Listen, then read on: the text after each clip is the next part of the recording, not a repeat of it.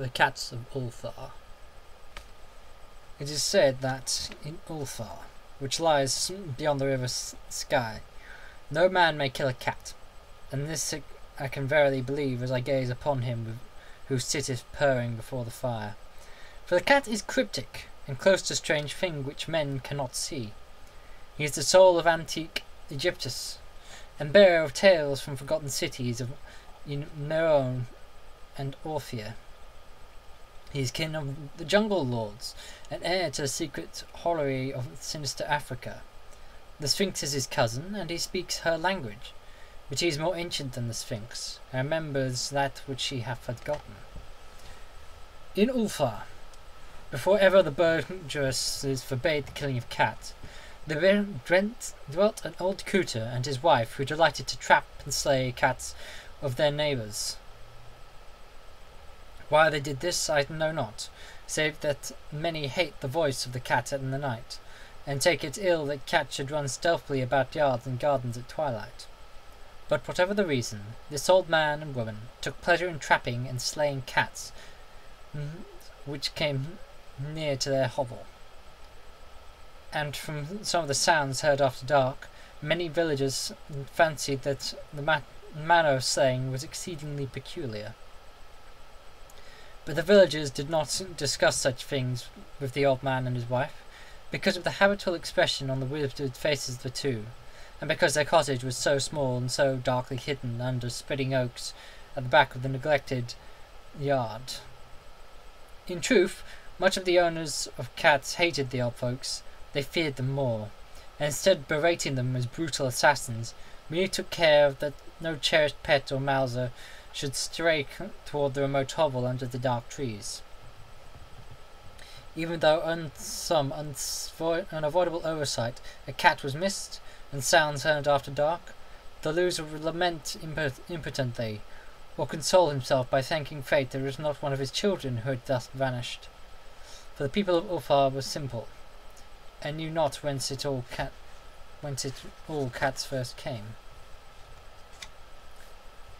One day, a caravan of strange wanderers from the south entered the narrow cobbled streets of Ulthar. Dark wanderers they were, and unlike the other roving folk who passed through the village twice every year. In the marketplace they told fortunes with silver, and bought gay beads from the merchants. What was the land of these wanderers none could tell. It would seem that they were given to strange prayers, and that they had painted on the sides of their wagons strange features with human bodies and the heads of cats, hawks, rams, and lions. And the leader of the caravan wore a headdress with two horns and a curious disc betwixt the horns. There was in that singular caravan a little boy with no father or mother, but only a tiny black kitten to cherish. The plague had not been kind to him, it had left him this small furry thing to mitigate his sorrow, and when one is very young, one can find great relief in the lively antics of a black kitten. So the boy, whom the Dar people called Menes, smiled more often than he wept, as he sat playing with his graceful kitten on the steps of the oddly painted wagon. On the third morning of the wanderer's stay in Ulthar, Menes could not find his kitten, and as he sobbed aloud in the marketplace, certain villagers told him of the old man and his wife, and of sounds heard in the night.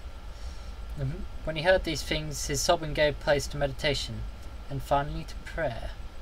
He stretched out his hands towards the sun and prayed in a tongue no villager could understand, though indeed the villagers did not try very hard to understand, since their attention was mostly taken up by the sky and the odd shapes of clouds were assuming.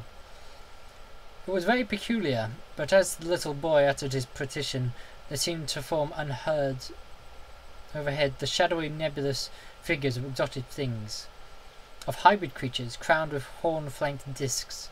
Nature is full of such illusions to impress the imaginative. That night the wanderers left Ulthar and were never seen again, and the householders were troubled when they noticed in all the village there was not a cat to be found. From each hearth the familiar cat had vanished. Cats large and small, black, grey, striped, yellow, and white. Old Cranon, the burgomeister, swore that the dark folk had taken the cat away in revenge for killing of Mene's kitten, and cursed the caravan and the little boy. But Nith, the lean notary, declared that the old Cooter and his wife were more likely persons to suspect, for their hatred of cats was notorious and increasingly bold. Still, no one durst complain to the sinister couple, even when little Atal, the innkeeper's son, vowed that he at twilight had seen all the cats in Ulthar in that accursed yard under the trees, pacing very slowly and solemnly in a circle around the cottage, two abreast, as if in performance of some unheard of rite of beasts. The villagers did not know much to believe from so small a boy, and though they feared that the evil pair had charmed the cats to their death, they preferred not to chide the old Cooter till they had met him outside his dark and repellent yard. So Ulthar went to sleep in vain anger, and when the people awakened at dawn, behold! Every cat was back at his accustomed hearth. Large and small, black, grey, striped, yellow and white. None were missing. Very sleek and fat did the cats appear, and synonymous with purring content. The citizens talked with one another of the affair, and marvelled not a little. Old Crannon again insisted that it was the dark folk who had taken them, since the cats did not return alive from the cottage of the ancient man and his wife. But all agreed on one thing, that the refusal of all cats to eat their portions of meat or drink their sources of milk was exceedingly curious. And for 2 whole days the sleek, lazy cats of Ulthar would not touch no food, but only doze by the fire or in the sun. It was fully a week before the villagers noticed that no lights were appearing at dusk in the windows of the cottage under the trees. Then the lean Nith remarked that no one had seen the old man and his wife since the night when the cats were away. In another week the burgomaster decided to overcome his fears and call at the strangely silent dwelling as a matter of duty, though in doing so he was careful to take with him Shang the blacksmith and Thol the cutter of stone as witnesses. And when they had broken down the frail door, they found only this: 2 cleanly picked human skeletons on the earthen floor, and a number of singular beetles crawling in the shadowy corners.